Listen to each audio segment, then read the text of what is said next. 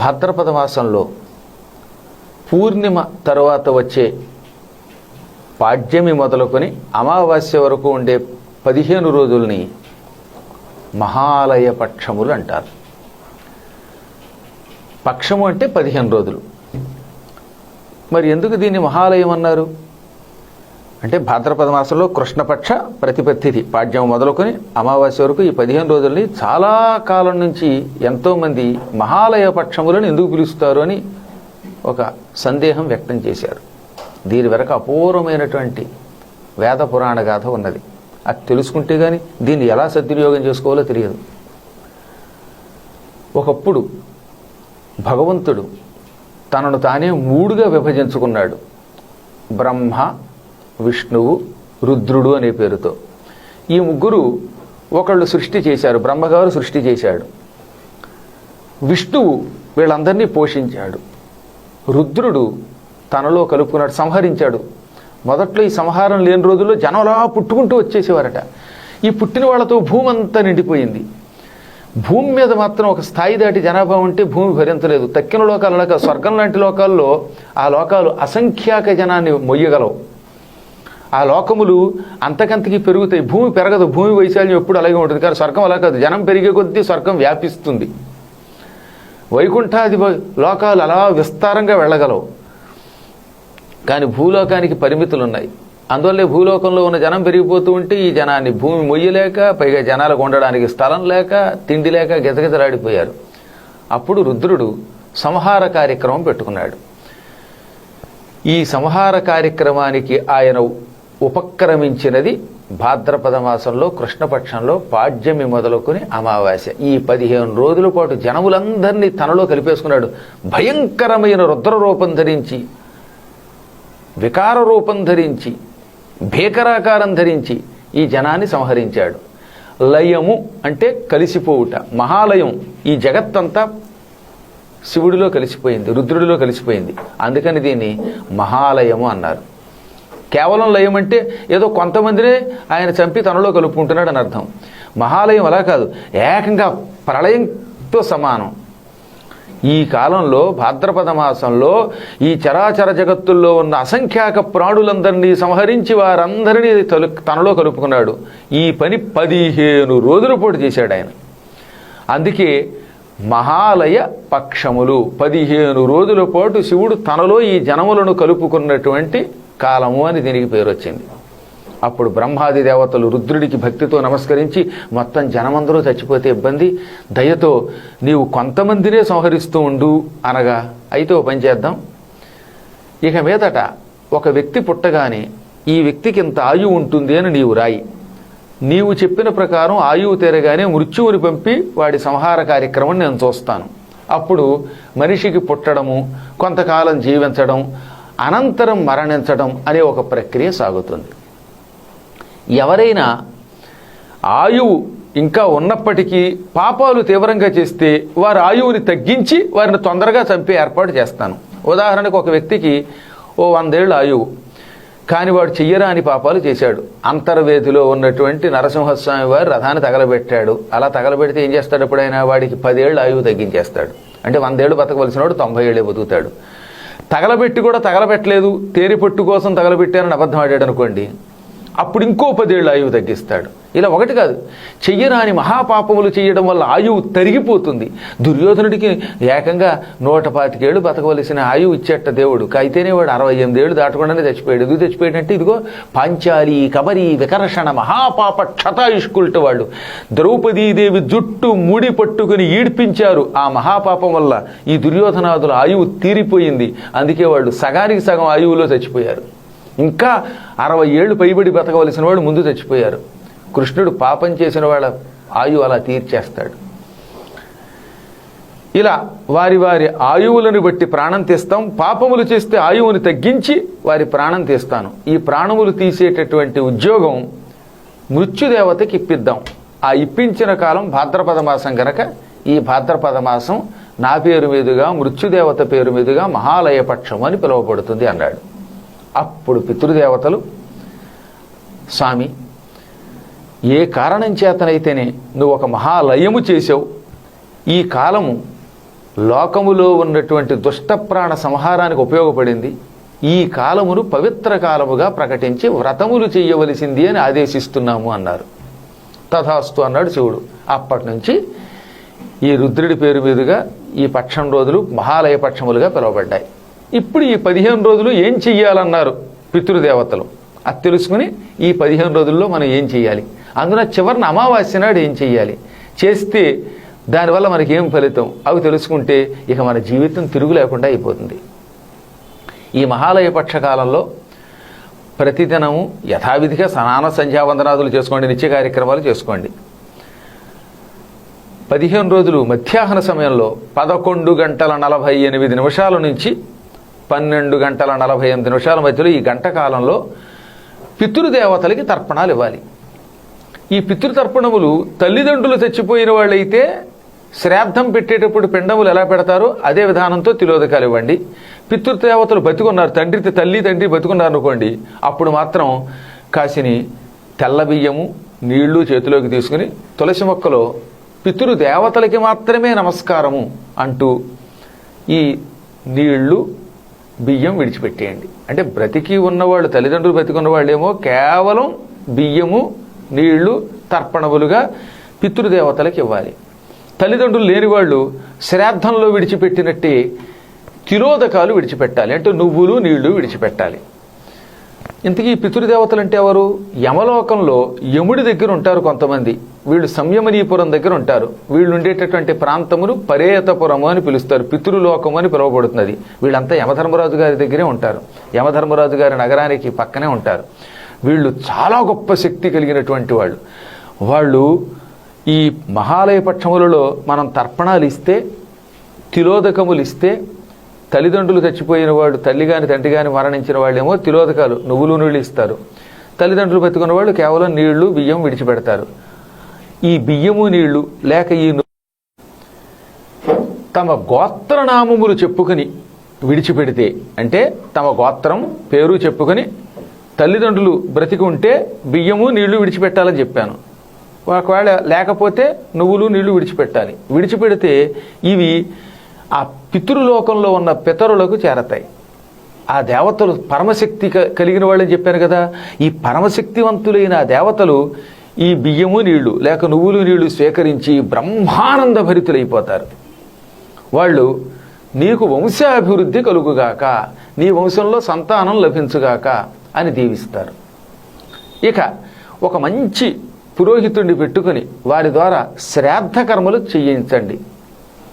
కేవలం తర్పణాలు ఇవ్వడం అనేది ఏమీ గతి లేకపోతే అవకాశం ఉంటే ఒక కుల పురోహితుడిని, ఒక మంచి వ్యక్తిని ఎవరినైనా పెట్టుకుని శుభ్రంగా ఈ కాలంలో పెట్టవలసిన నిత్య శ్రాద్ధ కర్మతో వాడు జరుపుతారు. ఈ శ్రాద్ధ కర్మలు దాంట్లో పిండ ప్రదానాలు, ఈ దర్భలు విడిచిపెట్టడం, ఈ కార్యక్రమాలు చేయండి. ఇప్పుడు ఈ దర్భలు వాటి మీద పిండ ప్రదానము చేస్తే జీవితంలో పితృదేవతలకి ఏ ఇబ్బంది రాదు.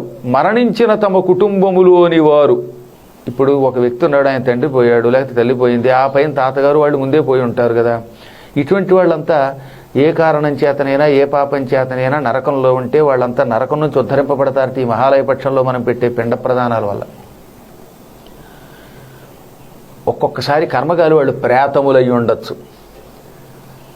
కొంతమంది సరైన పిండ ప్రదానాలు జరగకపోతే చచ్చిపోయిన తర్వాత లేక తాము చేసిన పాపముల వల్ల కానీ ప్రేతములుగా మారతారు. ఈ ప్రేతముల గురించి గరుడ పురాణంలో రాశాడు. 22వ అధ్యాయం 21వ అధ్యాయాలలో అద్భుతంగా రాశారు.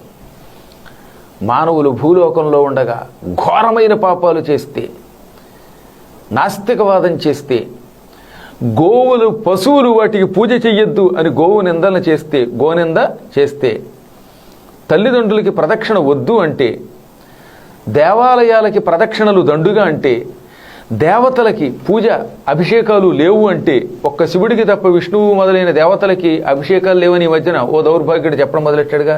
ఇలాంటి ప్రచారాలు చేసే వాళ్ళందరూ కూడా చచ్చాక ప్రేతాత్మలు అవుతారు. గరుడ పురాణాన్ని నమ్మని అన్న ఆ దుర్మార్గుల్ని పక్కన పెట్టండి. గరుడ పురాణాన్ని నేను నమ్ముతున్నాను, దాన్ని అనువాదం చేస్తున్నాను కాబట్టి డంకా మీద దెబ్బ కొట్టి చెప్తున్నాను. గరుడ పురాణం వేదవ్యాసుల వారు మన కోసం అందించిన గొప్ప పురాణం, 19,000 శ్లోకములతో కూడిన పురాణం. విష్ణువు, భగవంతుడు విష్ణువు, సాక్షాత్ విష్ణువు గరుత్మంతునికి చెప్పిన పురాణం. అందులో చెప్పిన వాటిని నమ్మకపోతే అది వాడి కర్మ, అది పక్కన పెట్టండి. ఈ పాపాల వల్ల ఈ చచ్చిన వాళ్ళు ప్రేతాత్మలు అవుతారు. వీళ్ళకి తమ కుటుంబం మీద మమకారం ఉంటుంది. ఆ మమకారంతో చచ్చి కూడా వాళ్ళు ఏం చేస్తారు, అటు నరకానికి వెళ్ళరు, స్వర్గానికి వెళ్ళరు, విముక్తి ఉండదు, తమ ఇంట్లో వాళ్ళని పట్టుకుంటారు. ఎంతో ప్రేమతో ఇంటికి చేరిన వీళ్ళు ఇంటికి చేరగానే బతికుండగా ఇంటి వాళ్ళ మీద ఉన్న ప్రేమ పోయి ఇప్పుడు ఆ ఇంటి వాళ్ళని పీడించడం మొదలెడతారట. వాళ్లే నిజానికి ఆ ఇంటి వాళ్ళని ప్రేమించిన వాళ్లే ఇప్పుడు ప్రేతాత్మలై మళ్ళీ తమ ఇంటి చూరు పట్టుకోగానే ఇంట్లో వాళ్ళ మీద ద్వేషం కలిగి వాళ్ళని ఏడిపిస్తారు. అందుకే ఆ ఇళ్లలో వాళ్ళకి చెడ్డ కలలు వస్తాయి, ఆర్థికంగా బాగుండదు, అశాంతి పెరుగుతుంది, హఠాత్తుగా భార్యాభర్తలు కొట్టుకు చచ్చిపోతూ ఉంటారు, పిల్లలతో తల్లిదండ్రులకి పడదు. ఇవన్నీ ప్రేతముల యొక్క లక్షణములు అని గరుడ పురాణం చెబుతున్నది. మీకు వీలుంటే గరుడ పురాణం 21వ అధ్యాయం నుంచి 23వ అధ్యాయం వరకు బాగా క్షుణ్ణంగా చదవండి. నేను తేట తెలుగులో రాశాను. అప్పుడు మనకి ఈ విషయాలన్నీ బాగా అర్థమవుతాయి. ఈ భయంకరమైన ప్రేతాత్మల యొక్క అల్లకల్లోల వల్ల కుటుంబం అస్తవ్యస్తమైపోతుంది, ఆర్థిక దుస్థితి ఏర్పడుతుంది. అప్పుడు ఏం చేయాలి, ఈ ఘట్టం చదివితే సగం ప్రేతాత్మల యొక్క పీడ పోతుందిట. ఇదిగో ఇప్పుడు ఈ మహాలయ పక్షముల కాలములో పితృదేవతలకి శ్రాద్ధము, పిండ ప్రదానము ఒక పురోహితుడిని పెట్టుకుని జరిపిస్తే, అందున మహాలయ పక్షంలో చిట్ట చివరి రోజు అమావాస్య, ఈ అమావాస్య నాడు కనుక శ్రాద్ధం జరిపిస్తే ఈ పితృదేవతల యొక్క దోషాలు తొలగిపోతాయి, ప్రేతాత్మలకి విముక్తి కలుగుతుంది, వాళ్ళు ఊర్ధ్వలోకాలు కడతారు. దానివల్ల మన సంసారంలో ఉన్న కష్టాలు, నష్టాలు అన్నీ తొలగిపోతాయి. తెలిసి కానీ తెలియక కానీ మనకి ఇలాంటి కష్టాలు వస్తున్నాయంటే అవన్నీ ప్రేతాత్మల వల్ల వస్తున్న కష్టాలు. ఈ మహాలయం వల్ల అవి తొలగిపోతాయి. మహాలయ పక్ష కాలములో ఈ విధంగా శ్రాద్ధాదులు పెట్టాలి. ఈ కాలంలో నవగ్రహాలను పూజించాలి. ప్రతిదినము మధ్యాహ్నం పూట ఏం చేయాలని చెప్పాను మీకు, తిలోదకాలు ఇవ్వడం. అదే తల్లిదండ్రులు బ్రతికున్నవాడైతే కేవలం తెల్ల బియ్యము నీళ్లతో తర్పణివ్వడం చేయండి. ఈ ఉపనయనమైన వాళ్ళు ఉంటారు కదా, వీళ్ళంతా ఈ కాలంలో రోజు మధ్యాహ్నం పూట గాయత్రీ మంత్ర జపం చేస్తే వాళ్ళకి జ్ఞాపక శక్తి పెరుగుతుంది. గాయత్రీ మంత్ర జపం వల్ల ఆహారం వేళకి లభిస్తుంది, విద్యాభివృద్ధి పెరుగుతుంది, భవిష్యత్తులో మంచి భార్య లభిస్తుంది, తద్వారా సత్సంతానము లభిస్తుంది, సుఖం శాంతి రెండూ లభిస్తాయి. అదే తల్లో తండ్రో మరణించినటువంటి వాళ్ళైతే 3 పిండాలు పెట్టండి. లేదా నేను చెబుతున్నవన్నీ అనేక పురాణములను పరిశోధించి చెబుతున్నాను. 3 పిండములు కానీ, లేదా మొత్తం 16 పిండములు కానీ, లేదా 32 పిండములు కానీ, లేదా 42 పిండములు కానీ పెడితే, చిన్న చిన్న పిండములు అవి యవపిండితో పెట్టచ్చట, లేదా అన్నంతో పెట్టచ్చు, లేదా ఆఖరికి మట్టితో కూడా పిండములు పెట్టచ్చు, రేగుపళ్ళ గుజ్జుతో కూడా పెట్టచ్చు అని చెప్పారు. ఎక్కడా ఏమీ దొరకనప్పుడు ఏం చేయాలి, రేగుపళ్ళ గుజ్జుతో పెట్టాలి. ఇలా ఈ విధంగా మొత్తం మీద పిండములు మన శక్తిని బట్టి పెడితే, ఈ పిండములను తర్వాత మధ్యాహ్న సమయం దాటాక, కార్యక్రమం అయిపోయాక కాకులకి కానీ, లేదా ఏదైనా నదిలో కలపడం కానీ, లేదా అగ్నికి ఆహుతి కానీ చేస్తే మొత్తం 7 తరాలు 14 తరాలు వాళ్ళు తరిస్తారట ఇంట్లో. అంటే ఈ వ్యక్తి యొక్క 7 తరాలు వెళ్ళిపోయిన వాళ్ళు.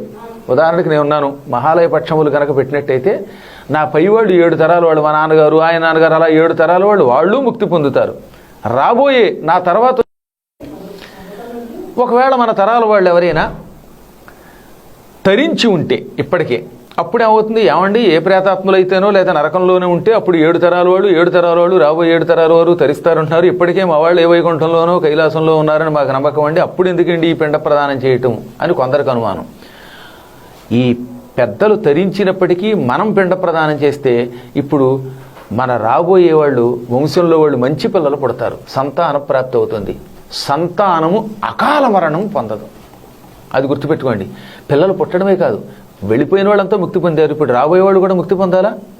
వాళ్ళు ఎక్కువ కాలం జీవించాలని మన కోరిక ఉంటుందిగా. పిల్లలు అకాల మరణం పొంది పుట్టి పుట్టగానే చచ్చిపోతే అంతకంటే బాధ ఏముందండి. కాబట్టి పిల్లలు కూడా ఎక్కువ కాలం జీవిస్తారు ఈ మహాలయ పక్షములలో పిండ ప్రదానాలు చేయటం వల్ల. ఈ కాలములో బంగారము దానము చేస్తే ఇక వంశంలో ఎప్పుడూ ఏ విధమైనటువంటి దుఃఖములు ఉండవట. సువర్ణదానం వల్ల, మహాలయ పక్షంలో సువర్ణదానం వల్ల పిల్లలు ఆరోగ్యంగా ఆనందంగా ఉంటారు, సమస్యలు ఆటంకాలు తొలగిపోతాయి. వెండి చాలా ఇష్టం ఈ మహాలయ పక్షంలో పితృదేవతలకి. అసలు సహజంగా పితృదేవతలకి వెండి బాగా ఇష్టం.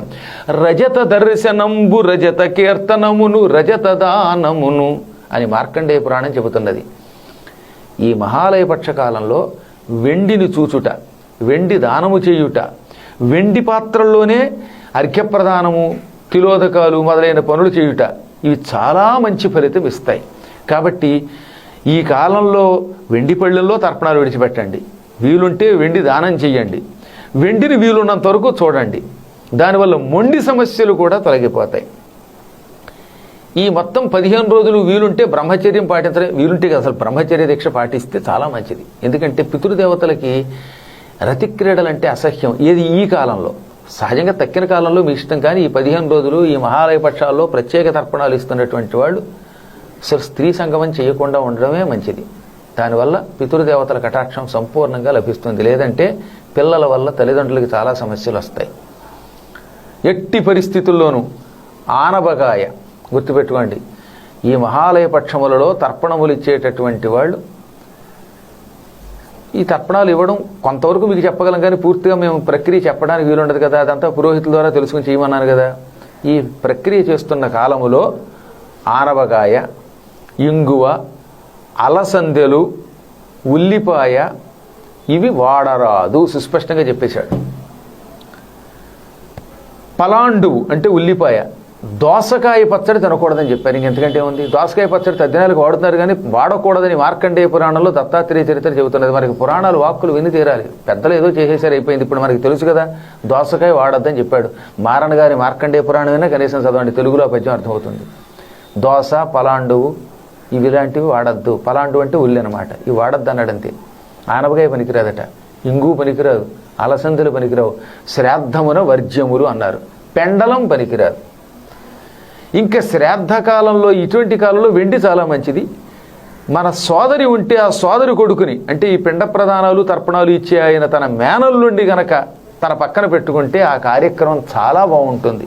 అందువల్ల వీలుంటే ఒక దౌహిత్రుడు కూడా ఉండాలట. చచ్చిపోయిన వాళ్ళకి ఆ దౌహిత్రుడు పక్కన ఉంటే శ్రాద్ధంలో ఉన్న లోపాలు తొలగిపోతాయి. ఇక ఈ మహాలయ పక్షములలో రోజు వీలుంటే ఒక బ్రాహ్మడికి, ఇంకా శక్తి ఉంటే ముగ్గురికి స్వయం పాకం దానం చేసుకోండి. బియ్యము, కూరగాయలు, ఇందాక చెప్పినట్టుగా ఈ ఆనపకాయ ఒక్కటి తీసేసి అందులో పెండలం పక్కన పెట్టి ఉల్లిపాయ లేకుండా చూసుకుని మిగతావన్నీ కూడా దానం చేసుకోండి. దోసకాయ దానం చెయ్యొచ్చు, తాను మాత్రం తినకూడదు. ఎట్టి పరిస్థితుల్లోనూ కూడా ఈ కాలములో ఈ తాటికాయ, తాటి సంబంధమైనవి మాత్రం దానం చేయకూడదట. తాటికి సంబంధించిన, తాడి చెట్టుకు సంబంధించిన వస్తువులేవి దానంలో ఉండకూడదు. అంటే తాటి ఆకు మీద పెట్టి కూడా దానం చేయకూడదు, అది నిషిద్ధం. ఇక కుతపకాల భోజనం, మహాలయ పక్షములలో మధ్యాహ్నం 12 లోపు అన్నం తినకూడదట. చాలామంది పొద్దున్నే సద్దన్నం తినే అలవాటు ఉన్నవాడు కూడా మహాలయ పక్షాల్లో ఈ అన్నం తినరు పొద్దుటి పూట. ఆ పూట ఏదైనా తప్పనిసరి పరిస్థితిలో పండో పలహారమో చేస్తారు తప్ప ఉదయం అన్నం తినకుండా మధ్యాహ్నం 12 గంటలు దాటిన తర్వాత చెయ్యాలి. అమావాస్య నాడు మాత్రం ఏ కురుక్షేత్రమో, ప్రభాస క్షేత్రమో, నదికో వెళ్ళి స్నానం చేసి యథాశక్తిగా బంగారం, వెండి ఇలాంటివి దానం చేసి, అవేమీ లేకపోతే కనీసం స్వయం పాకమైనా దానం చేయమన్నారు. వస్త్రం దానం చేయటం చాలా మంచిది. మహాలయ పక్షాల్లో ఏ ఏ దానాలు మంచివో చెప్పారు. ఉప్పు, ప్రత్తి, ఇనుము, బియ్యము, గేదె నెయ్యిట. ఆవు నెయ్యి పనికిరాదు. మహాలయ పక్షాల్లో గేదె నెయ్యి దానం చేయమని చెప్పారు. నేను ఆశ్చర్యపోయిన చూసి, ఇదే గరుడ పురాణం చెప్పింది. మరి గరుడ పురాణం చెప్పిన తర్వాత మనం వినము అంటే నేనేం చేయలేను. కానీ గేదె నెయ్యి ఈ వస్తువులు దానం చేస్తే ఇక వారి వంశంలో ఎప్పుడూ లేమి ఉండదు, దారిద్ర్యం ఉండదు. తమవాళ్ళు తమకెప్పుడూ కలిసే ఉంటారు. ఏమండి మేము దానాలు చేయలేను, ఇబ్బందుల్లో ఉన్నాం, పిండ ప్రదానాదులు ఇవన్నీ మాకు చేతగా మంత్రాలు తెలియవు, ఏమీ తెలియవు అన్న వాళ్ళకి ఏం చెప్పారు?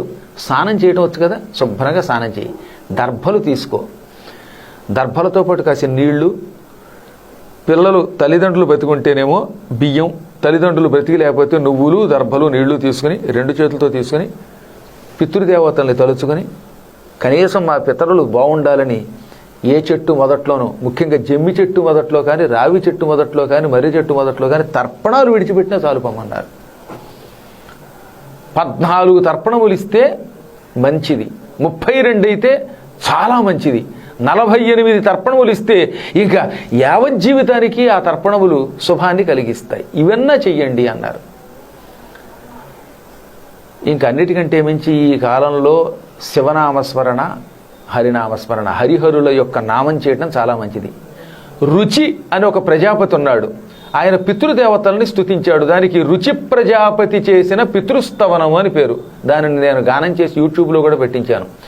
ఈ పితృస్తవనము, ఈ పితృదేవతలకి సంబంధించినటువంటి స్తోత్రము ఈ 15 రోజులు భక్తితో పారాయణ చెయ్యండి, వినండి. ముఖ్యంగా అమావాస్య నాడు ఆ స్తోత్రం చేసుకోండి. అమావాస్య నాడు ఈ స్తోత్రం చేసినటువంటి వాళ్ళకి పితృదేవతల కటాక్షం లభిస్తుంది. ఇటువంటి వాళ్ళు చచ్చిపోయాక యమలోకానికి వెళ్ళరు. ఇవన్నీ దృష్టిలో పెట్టుకుని మీరు చేయవలసినటువంటి కార్యక్రమాలు చేయండి. చాలా గొప్ప మహాలయ పక్షాలు. అందులో నేను మీకు క్వాచిత్తంగా ఒక 20 నిమిషాలు, 21 నిమిషాలు కొన్ని విశేషాలు అందించాను. ఇవి మీరు చేసుకుంటే మీకు అన్ని రకాలుగా శుభాలు కలుగుతాయి. ఇంకా ఏమైనా ఉంటే ఆ సందర్భాన్ని బట్టి మీకు నేను దొరికితే నన్నో లేకపోతే ఇంకెవరైనా మీ పురోహితులు ఉంటే వాళ్ళని అడిగి తెలుసుకుని మొత్తం మీద ఈ మహాలయ పక్షములను సద్వినియోగం చేసుకోండి. హరి ఓం తత్సత్.